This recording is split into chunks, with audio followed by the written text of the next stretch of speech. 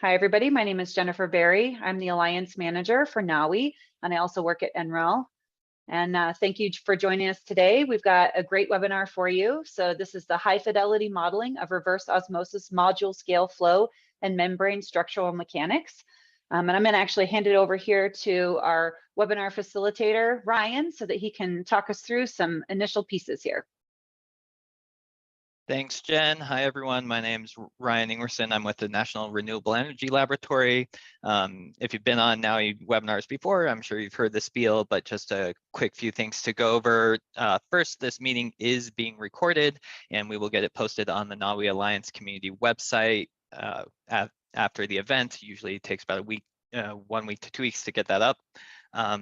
Everyone is joined in listen-only mode. That means you will be muted throughout the duration of the presentation. If you have any questions, please put those in the chat box. We will be looking at that and going over those questions at the end of the presentation. If you have any audio issues, please try switching audio to your phone audio. And if that doesn't work, or if you have any other technical issues, please reach out to me and I will assist you. Back to you, Jen. All right, thank you. So it's my pleasure to introduce our speaker to you today. So Dr. Hari Sitaraman, he is a research scientist in the Computational Science Center here at NREL, but he's also been a principal researcher for NAWI. He's been investigating large-scale reverse osmosis membrane channels, and his expertise is in the computational modeling of reacting flows and then the development of associated numerical methods on current and upcoming high-performance computing architectures. So I'm really excited to hear this presentation. So with that, Hari, I'm going to hand it over to you. Great, thank you for that introduction. Let me share my screen.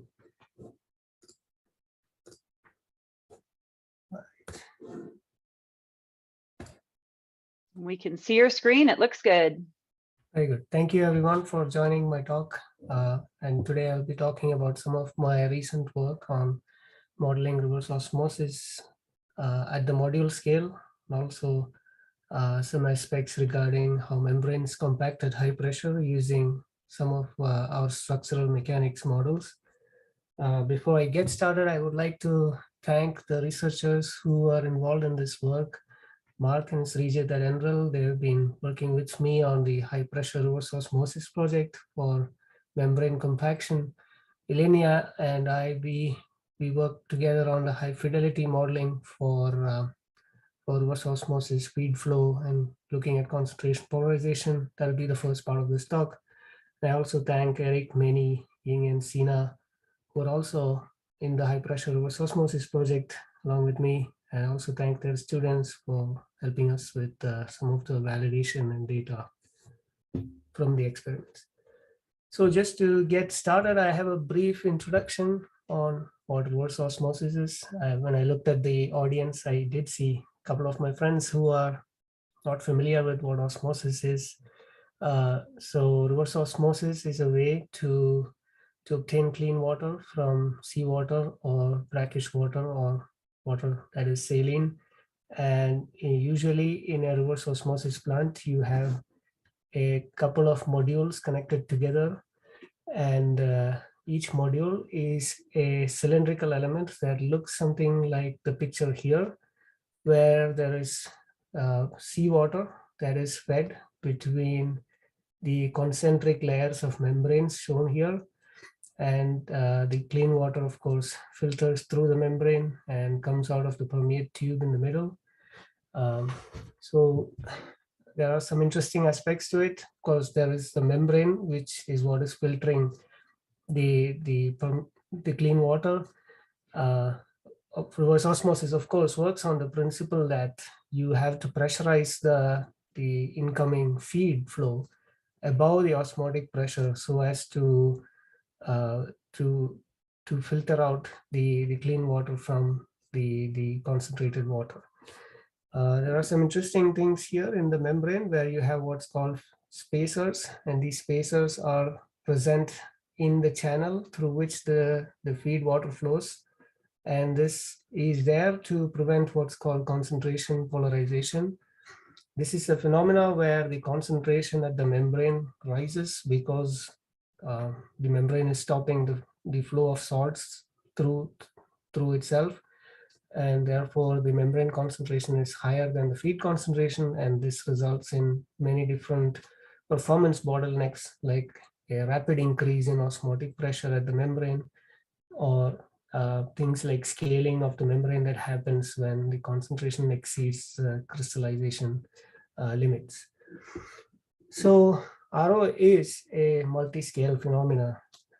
One way to look at it is that the operation of multiple RO modules clearly depends on operation at single module, and single module operation depends on concentration polarization, which is again due to the aspects happening very close to the membrane in the concentration boundary layer, which again depends on the mesoscale transport through the membrane, and the rejection of salts at the barrier layer, which is the top layer in the membrane. And again, this process is again coupled backwards, where things like high pressure can change the porosity and permeability of the membrane, or even make defects in the membrane that can change the rejection and permeability. So RO is a complicated multi-scale problem, and that's what I wanted to bring out of this one slide. So with that background, I wanted to first say what I'm going to talk about today. So there will be two parts of this talk. The first part will be on CFD of module scale feed flow. And the aim of this work, the first half of this work, is to determine mass transfer correlations at scale. CFD is typically done at smaller scales. You look at only a small section of the entire RO module, and this domain size is usually on the order of few centimeters. The DNS at scale is quite challenging because the module length is on the order of a meter, and the spacers are on the order of 0.5 millimeter. So there is clearly a factor of 200 difference in length scales here. Moreover, the concentration boundary layer that I was talking about earlier is also extremely small when the flow is developing. It's on the order of 6 microns. So therefore, there is this large separation in length scales, and modeling the entire RO membrane is challenging, and that is why people have not explored this in detail.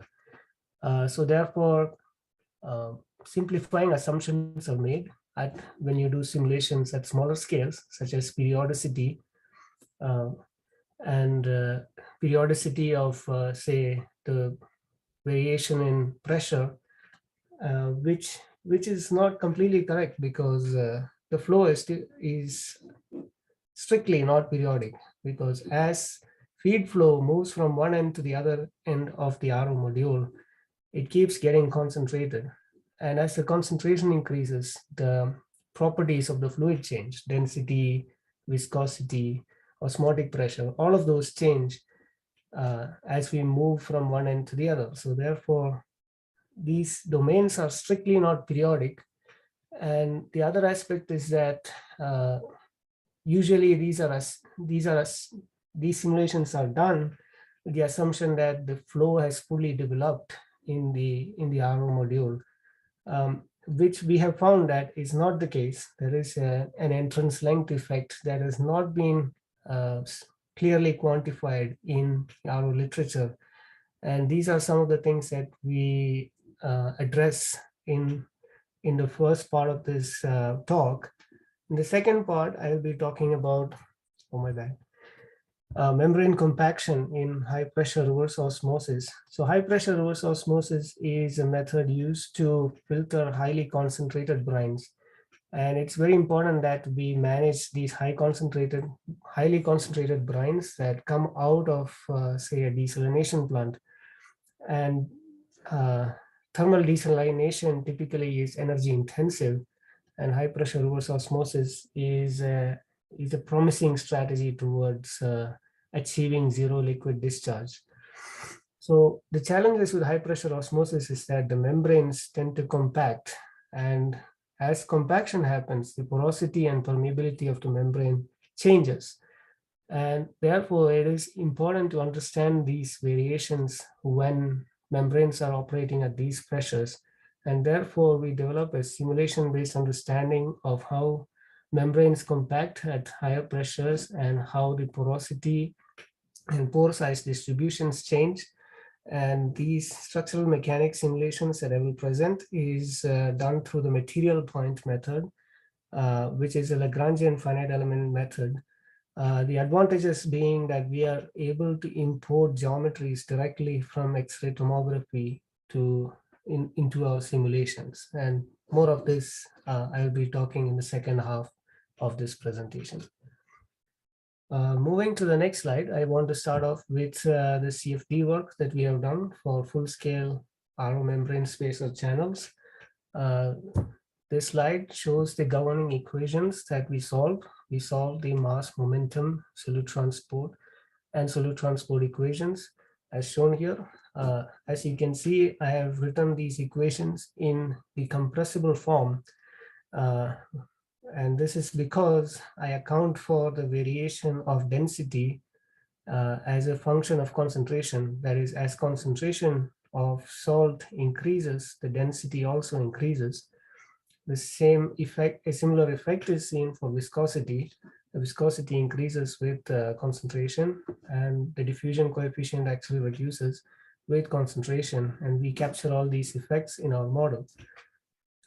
So the membrane boundary conditions are very important. This is what really distinguishes, regular CFD from doing reverse osmosis CFD. The boundary conditions for, say, for a membrane includes setting the permeate velocity at the boundary, which is a. Are you able to see my screen, Jennifer? Okay.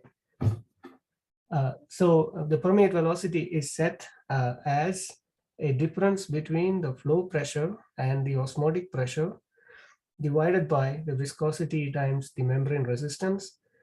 As I mentioned earlier, you need to exceed the osmotic pressure barrier to initiate osmosis, and this is what that is why you see there is a difference between delta P here represents the pressure on the permeate side minus, the pressure on the feed side minus pressure on the permeate side. Delta pi represents the osmotic pressure on the feed side minus the osmotic pressure on the permeate side. So the osmotic pressure difference can be written as the form shown here, where R here is the salt rejection coefficient, which is basically 1 for a perfect membrane, which says that all of the salt that is coming towards the membrane is rejected. We also have a concentration polarization boundary condition, or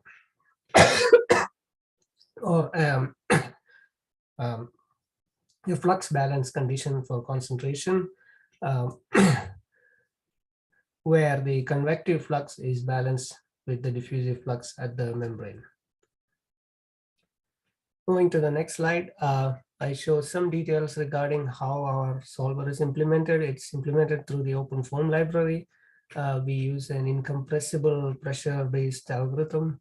The pimple algorithm is used here, so it combines the simple algorithm and the piezo algorithm, where the outer iterations solve the momentum equation, and the pressure equation is solved again iteratively for every outer step.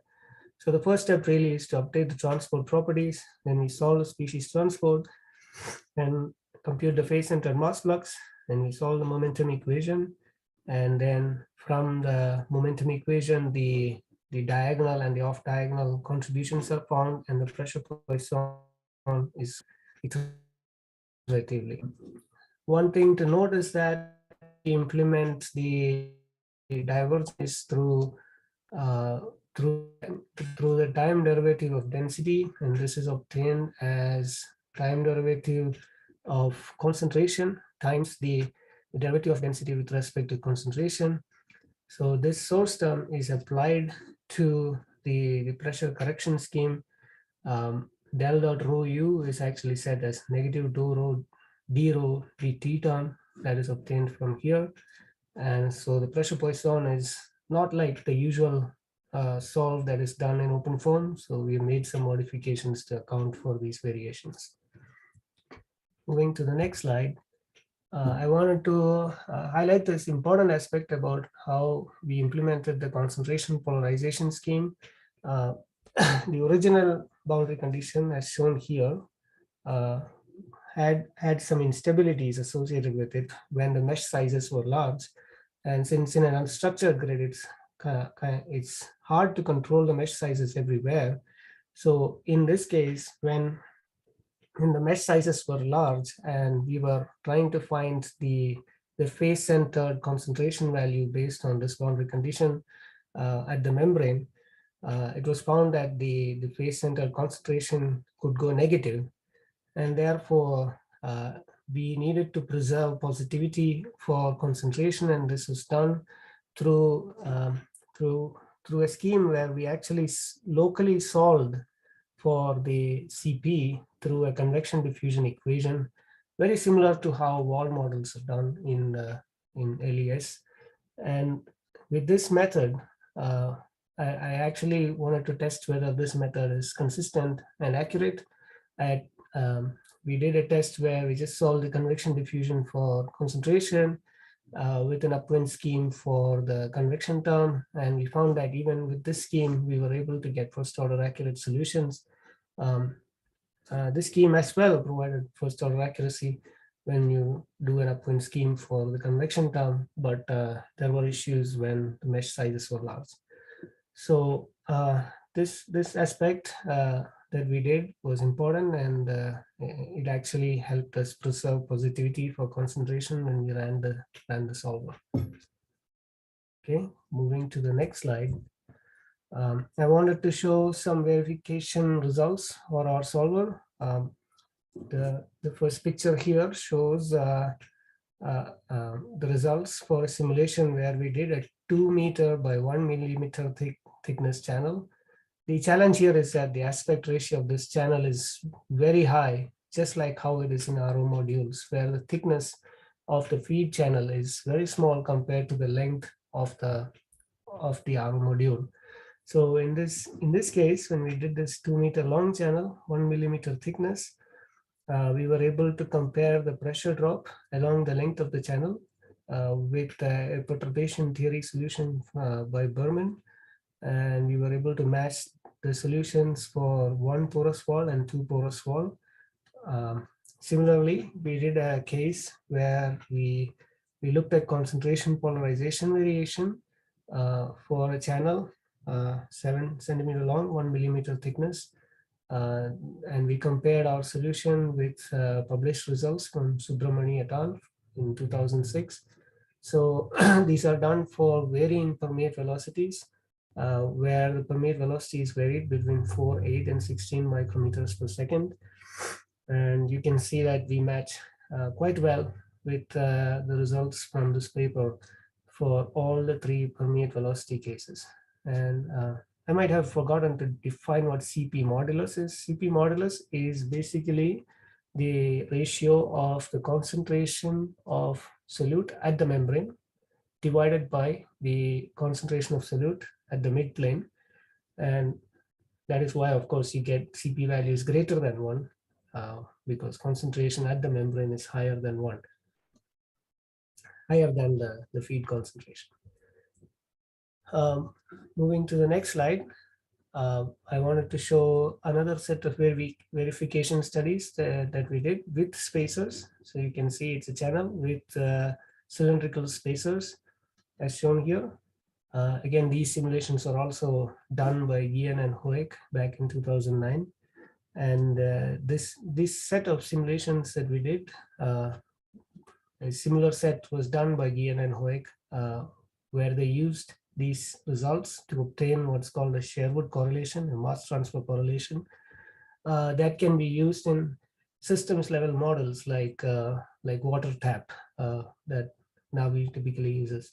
So in this case, what we were able to obtain their correlation as shown here for Sherwood number, and it was quite close. But then we realized that the number of cells that we need to achieve this correlation correctly, to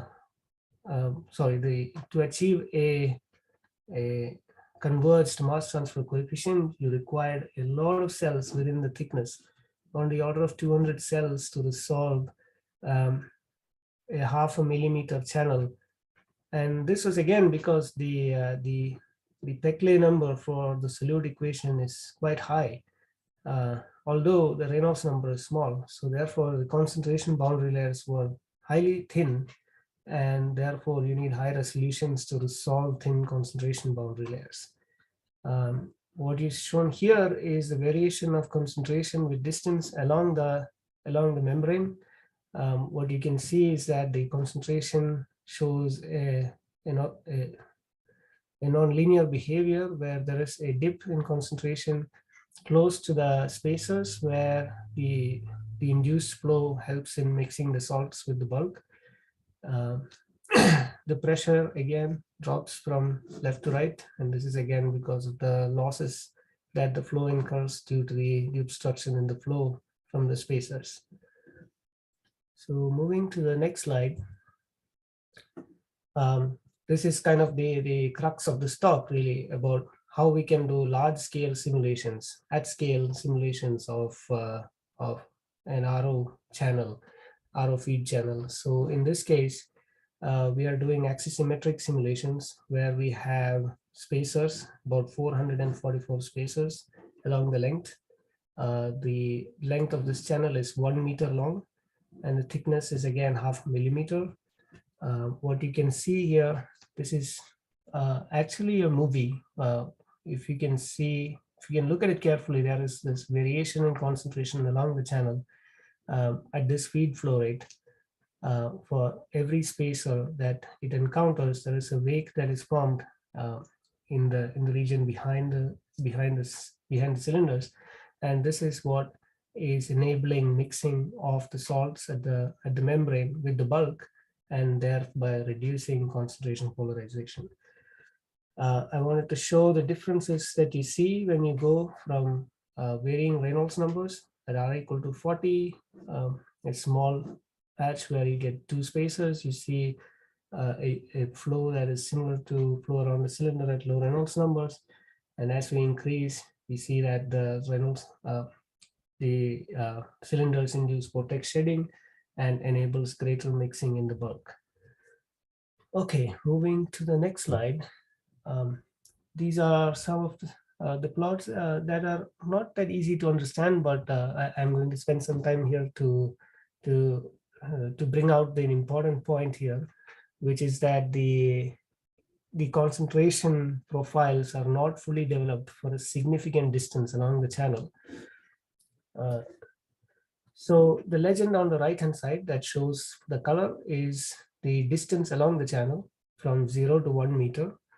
And these plots are for 3 different cases with 3 different inlet velocities from 0.025, 0.1, and 0.4 meters per second. And what is shown here is the profile of concentration in the channel along its thickness with varying channel distance. So what can be seen here is that the concentration profiles take about at least 1/4 of a meter to get to a point where it gets to a steady state. I wouldn't say parabolic, like a 4th order profile. And when you compare it with something like at inlet velocity 0.1 meters per second, you can see that the profiles tend to become steady, maybe less than 1/4, maybe about 20%. And when you go to even higher velocity, since there is the vortex shedding from the cylinders, we see that the profiles are almost fully developed right away, but it shows almost like a blunt body vortex shedding like profile where you don't see the 4th order profile that you see typically for laminar cases.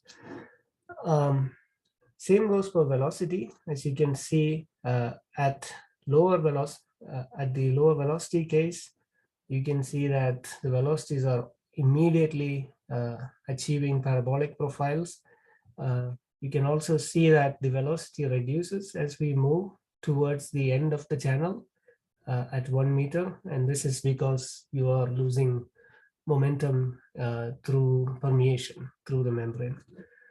You can see a similar effect even at 0.1 meters per second, although there is a higher reduction in the velocity at the other end, at the outlet of the module. And this is again because at this setting, you get higher permeate velocities, and therefore you get a larger reduction in the momentum coming out. While at the higher end, the higher Reynolds number case, you can see that the velocity profile almost shows a blunt body-like profile everywhere immediately. There doesn't seem to be a parabolic profile that you would see, and this again is because of the wake from the cylinders. So the upshot is that lower Reynolds number results in significant entrance length for the concentration boundary layers development. So that kind of says that the assumptions that we make typically in simulating RO channels is not always true. And so I wanted to find out what the implications are of this entrance length effect. And before I go to that, I wanted to show one more slide to show how the quantities vary axially. In this slide, I show 4 different plots, one for pressure that is shown here with varying inlet conditions.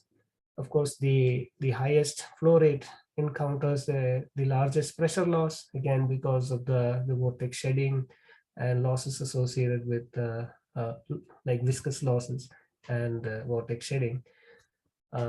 While if you look at permeate velocity, you can see that the lowest Reynolds number case shows the lowest permeate velocity.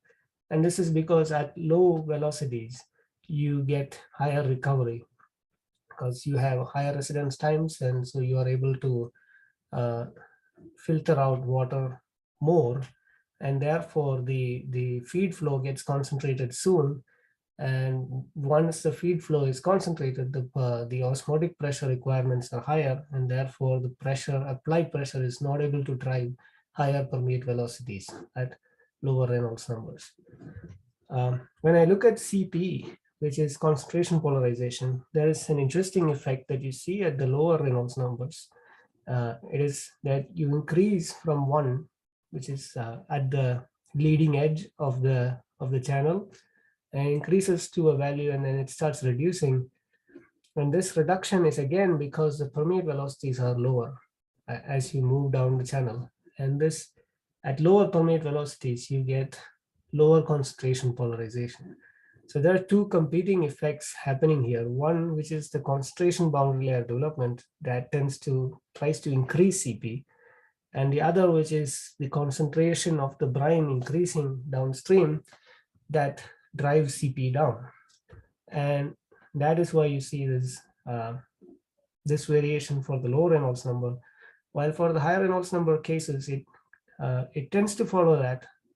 But since the permeate velocities are not reducing rapidly, you tend to see an increase in CP and almost constant variation downstream. While for the higher velocity case, you see that since the flow is almost fully developed to begin with, the CP variation is almost constant. The mass transfer, again, which is obtained from CP through the film theory, you can see that clearly at the highest Reynolds number, you get very high mass transfer coefficient. And again, this is again because we are able to prevent concentration polarization. But again, it comes at a cost of very high pressure loss. Okay, moving to the next slide. I wanted to show the effect of spacer diameter on CP variation. And so here I'm showing this for the lowest Reynolds number case, where the inlet velocity is set at 0.025 meters per second. Clearly, using a larger diameter spacer enables reduction in concentration polarization, which is what is expected here.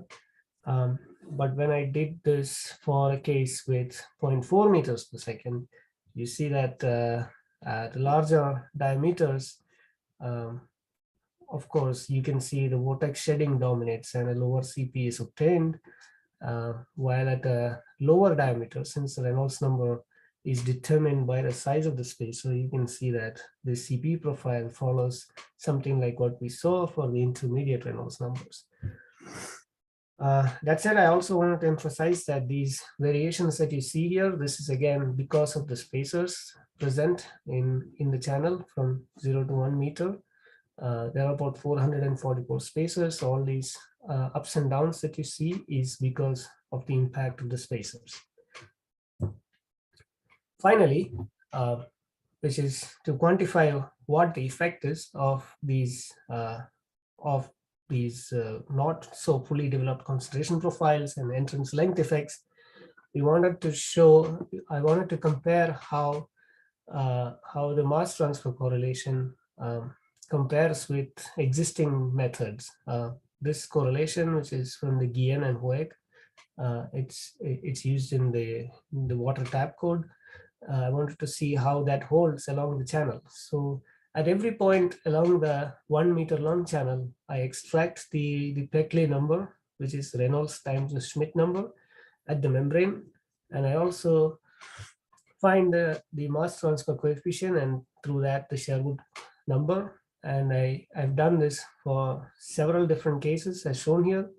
And you can see that this correlation is not fully satisfied in most of the cases. And this again is because, again, the effect of the entrance length effect and the fact that these profiles are not fully developed is what is causing this. So you can even see some of these lines where it goes vertical. That is, for a given Peckley number, you see variations in Sherwood number. And this is again the region where the concentration boundary layer is developing. So we decided to come up with a modified mass transfer correlation that actually accounts for the entrance length effect. So we used an optimization solver in SciPy, and we came up with this modified Sherwood correlation as shown here.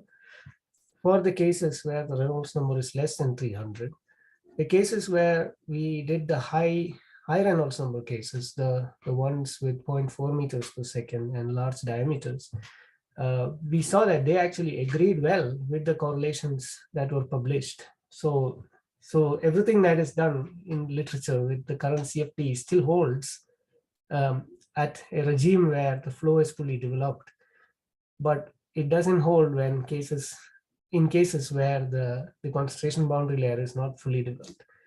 And we also found that this correlation is very similar to the Leveck's correlation from heat transfer. You can see that the power is like 0.33 for the Leveck's correlation, but we are slightly off, very close to 0.3 in our case. So it kind of validates our approach as well. But we see that this correlation is not perfect, and there are differences between the mass transfer correlation in RO versus heat transfer. One big difference is that the feed is getting concentrated. You don't tend to get a steady value for the mass transfer coefficient as opposed to what is seen in heat transfer. So keeping all this in mind, we are currently working on improving our correlations and trying to come up with these correlations that can aid in developing systems level models. So moving to my next slide, this is again doing full-scale simulations for doing non-uniform spacing. This was, I think, one of the surprising results we had in our work we did. So since we are able to do the entire RO module, we can do things like this, where we have the spacers spaced out in a non-uniform fashion. In this case, what I'm doing is increasing the density of spacers towards the upstream end of the RO module and changing the spacing through a geometric progression as shown here. So we wanted to see if we intelligently arrange these spacers, can we improve the energy efficiency of the RO process itself while maintaining the same quality and the same recovery. So we did three different cases. One, of course, the uniform case, And we looked at the quality of the permeate that comes out, which is basically the average concentration of salt in the permeate. And also looked at recovery, which is the volume flow rate of clean water that's coming through the membrane. And what I'm showing you here is permeate flux for these three different cases along the channel, and they are very close to each other. The average concentration of the feed is what is shown here. That is also very close to each other. But when you look at the pressure, you can see that the case where we spaced it non-uniformly, it gives an improvement on the order of 40% in pressure. So there is a 40% saving when you intelligently space the spacers in an RO module.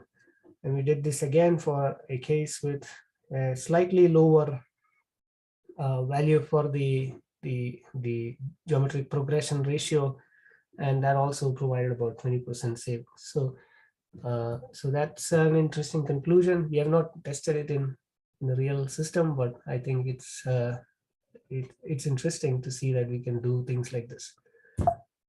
So moving to the next slide, currently we have some work ongoing on doing large-scale simulations.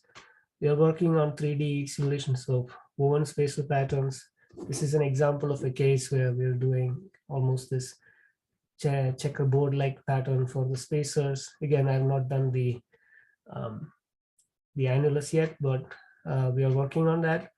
And we have also been working on some of these spacers with inlaid filaments and microjet bores for improving mass transfer. The work I presented now is online. It's this paper.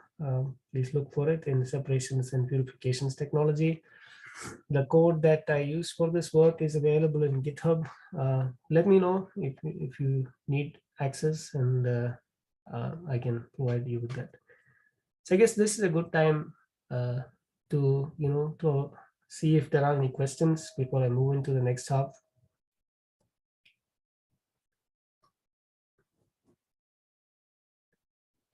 Thanks, Hari. So I went ahead and put the direct link to the journal article in the chat, so that's available to everybody there. And if I haven't seen any other questions come through so far, but maybe we'll give folks just a moment to type if they would like.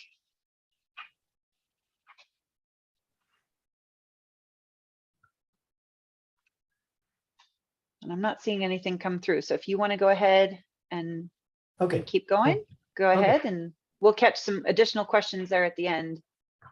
Sure. Okay. So the next half of this talk is really about studying the structural mechanics of membrane compaction at high pressures in HPRO-like applications. So why HPRO? HPRO is important because if we want to filter highly saline waters, such as hypersaline waters, industrial wastewater, or brackish groundwater, is very difficult or energy intense to use thermal desalination methods. And therefore, high pressure reverse osmosis, you run these systems at 100 to 300 bar, is energy efficient, but it comes with several challenges. One is that at high pressures, the membranes undergo significant deformations that can change the porosity and permeability. And also at highly saline systems, the concentration polarization is more pronounced. So in order to improve upon HPRO, we have a simulation-based project to understand how membranes compact at higher pressures. So membrane compaction, it changes the porosity, it changes how salt is rejected, and it can also cause failure of the membranes. So I just wanted to show a picture of the membrane, how it looks. There is, of course, the film layer at the top, which is what stops the salts from going through. There is the polysulfone layer, and then there is the polyester support layer.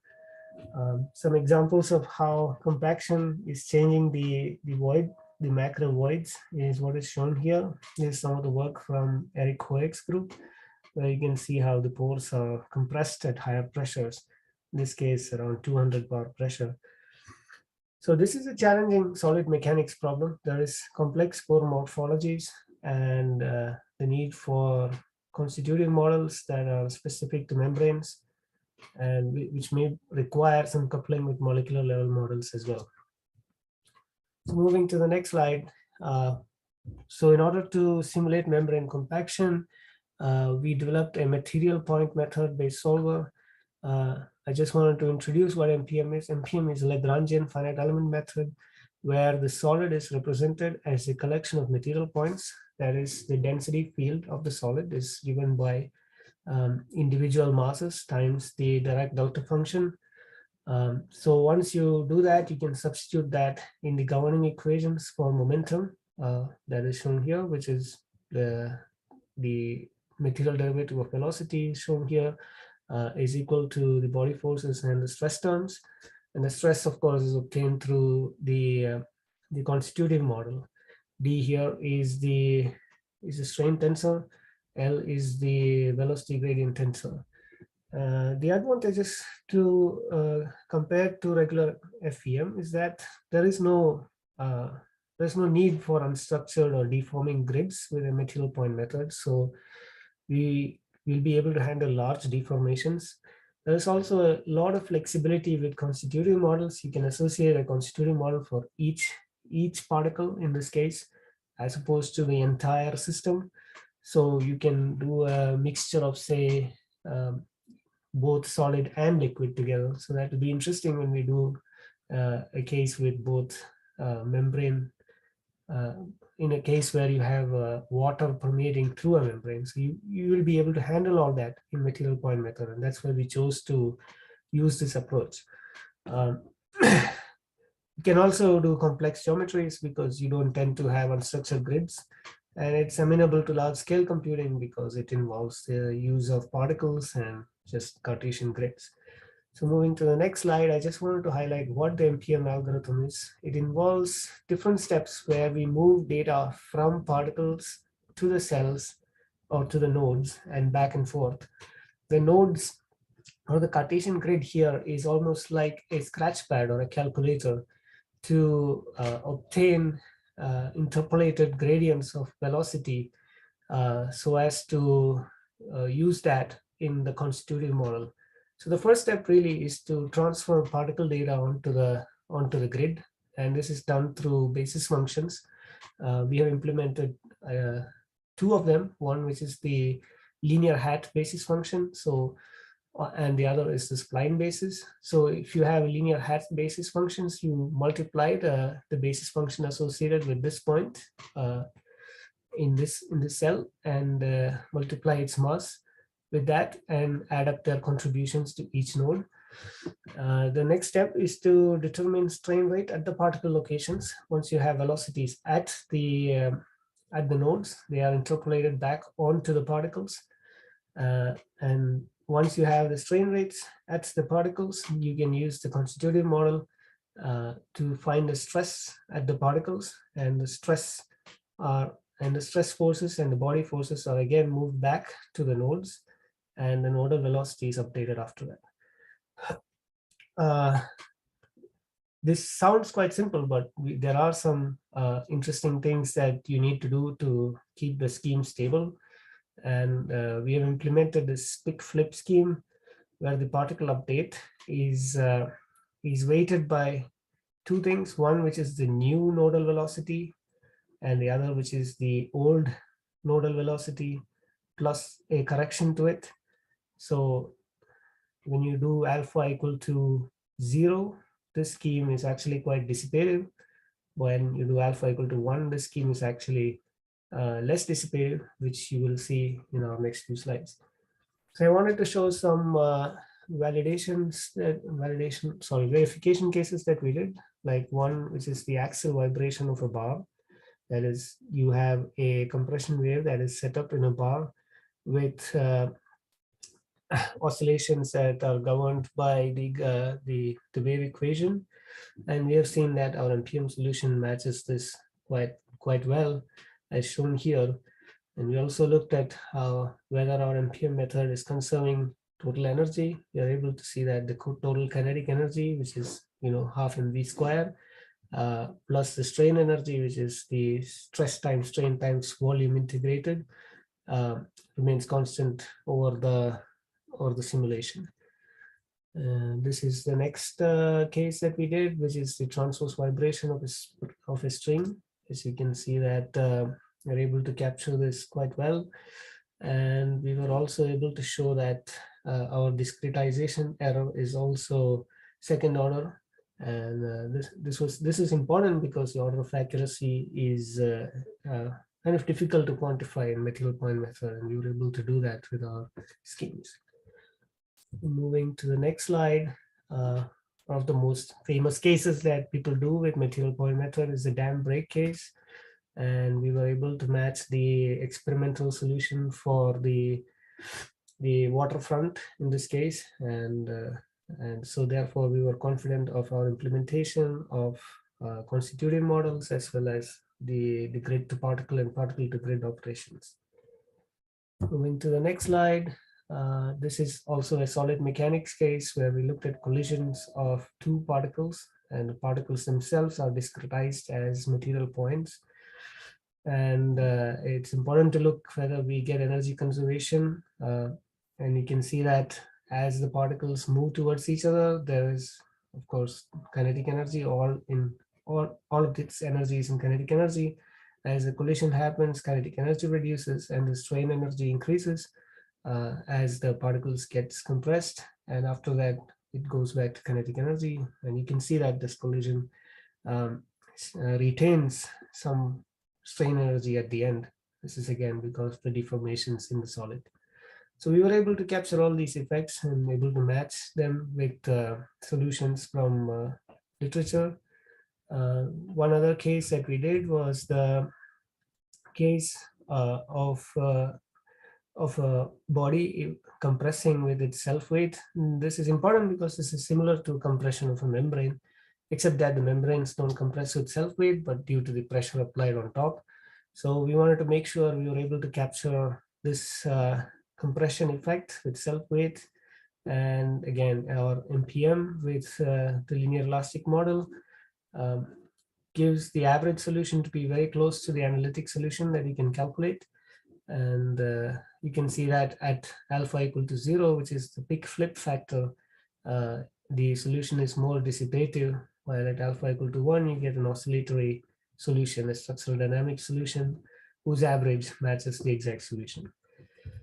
So moving to the next slide, to actual membranes, we are able to use material point method to generate the initial condition for our simulations directly from XCD images.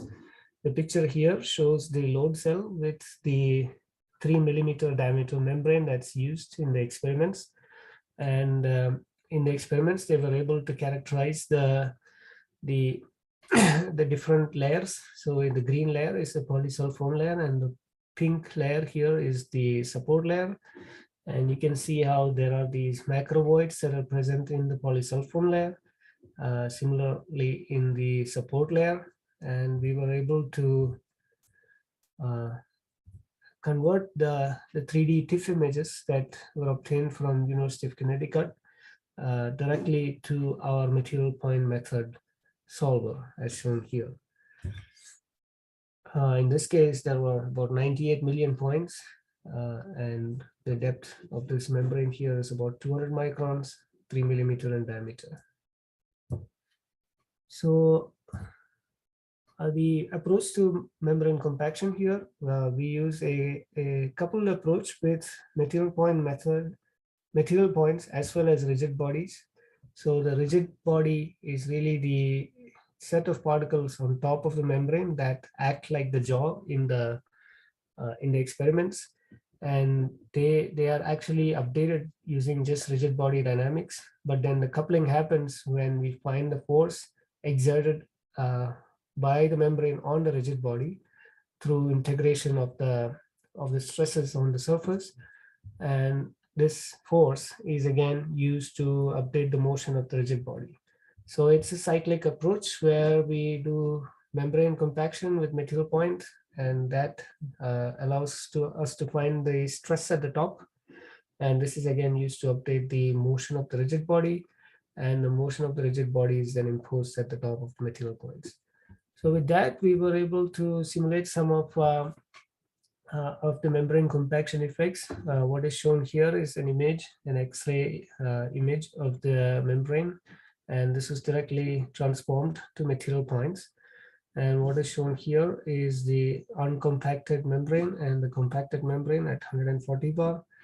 And you can see that the compression results in the collapse of these macro voids and the aspect ratio changes of the voids, and subsequently it will reduce the permeability of the membrane. We've been working towards getting these large-scale setup, large-scale 3 millimeter diameter membranes in our simulations. Again, we have been looking at how membranes compact under pressure. Here, in this case, it was again at 140 bar pressure, and we were using constitutive models, the linear elastic model, with the Young's modulus, again obtained from the experiments. And we were able to qualitatively match how the pore radii changes during compaction. So that kind of concludes the results from this work. I just wanted to show some future directions here. We are validating our model again with the experimental measurements, inoperando measurements, looking at displacements at varying pressure conditions, pore size distributions, permeability variation. Another aspect is looking at embossing against spacers. What you can see is how membranes, when they compress against spacers, there is a high regions of stress that can cause defects and increase salt passage. So we are looking at this carefully. Again, our material point method solver is open source. You can download it for free here. And if you need help for this, please let me know and I can direct you to the right resources. So that kind of concludes my talk. I just wanted to summarize what we have done in this work. We started by saying that RO is a multi-scale problem and you need high fidelity modeling to understand a couple of phenomena. CFD of membrane spacer arrangements. We found out that concentration boundary layers are thin, therefore there is significant entrance length effects at lower Reynolds numbers. And we developed a modified mass transfer correlation that is a function of length. And we also found out that non-uniform arrangement of spacers can lead to lower pressure drops and improve the energy efficiency of an RO module. The second half of the talk, we looked at membrane structural mechanics. Membrane compaction effects are important at high pressure RO applications. And we need methods that can utilize realistic geometries. And therefore, we developed this material point method solver for studying membrane compaction. The direct import of image-derived geometries were achieved, and our simulations were able to show how macro void aspect ratio changes and how they collapse during compression. So with that, I conclude my talk, and I would like to hear questions and comments. And thank you for your attention. All right, thank you so much, Hari. Clearly a significant amount of work went into all of this, and we really appreciate you taking the time to present. We did have a couple of questions come in. One was for the earlier portion, and it was a question, is turbulence a topic that you consider? So it depends. There is a difference between how people call turbulence in the RO community versus what people call as turbulence in the aerospace community, for instance. So in the RO community, when they say turbulence, it's mainly referring to vortical flows. So the need to do RANS-like models is necessary even in RO systems for looking at concentration, because if you're under-resolved for concentration solves, then you need something like a RANS model for that. And that's an aspect of research. Elenia, my colleague, she's doing some work on RANS models for concentration in RO systems. But the momentum equation, I think there may not be a need for using turbulence models right away, because Reynolds numbers are still on the order of 300 or maybe close to 1,000. That's the best it could go. And I think you would satisfy DNS quite easily. All right, thank you. We've got another question here. In the CFD model, did you assume rotational symmetry, or were the simulations performed in 3D? And then there's kind of a follow-up to that, but go ahead. Yeah, so the simulations we did that I showed earlier were 2D axisymmetric simulations. And we are working on the 3D case now. Okay, and so then the follow-up was, is there a test to check if 3D effects, vortices and mixing are significant? Yeah, I think I have not done that myself, but I have done the 2D case, the 2D axisymmetry case at varying diameters. And I can see that 3D effects dominate when you go down to smaller diameters. And so, of course, there is 3D effects.